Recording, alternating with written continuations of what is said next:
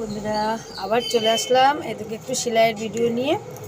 দেখো কাস্টমার তো বলতেই থাকে এটা করে দেবা এটা করে দেবা, কিন্তু এই ছোট ছোট কাজগুলো করতে এত অসুবিধা। দেখো তোমাদের দেখাচ্ছি, খুবই অসুবিধা হয়। আর তারপরে আবার এদিকে ঝিলিমিলি কাপড়গুলো দেখেছো কীরকম? হ্যাঁ, তো এটা কি নামটা ভুলে গেলাম। দেখো এই যে এটাতে দেখো, এই যে এটা ভুলে গিয়েছিলাম, যেহেতু এটা নিচে আছে, এখন ওখান থেকে কাটিং করে একটু বাঁচিয়ে আবার এই বাজুতে লাগাতে হচ্ছে। এই ছোট ছোট কাজগুলো দেখো কত যে অসুবিধা হয়।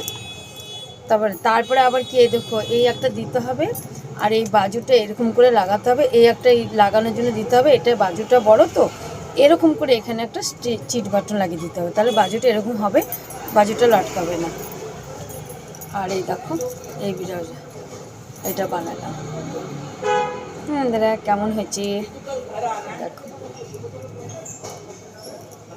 ঠিক আছে, আর এই কাপড়ে বাপরে বাপ ভীষণ মানে কি বলবো তোমাকে, এই কাপড়গুলো ভীষণই আমার। এটা কালকে থেকে শুরু করেছি, এটা লাইলিংওয়ালা আস্তরওয়ালা, কালকে থেকে শুরু করেছে। শীতে কাজ করতে পারি না, আমি নিজেই কাটিং করি, নিজেই সেলাই করি, আর কি বলবো।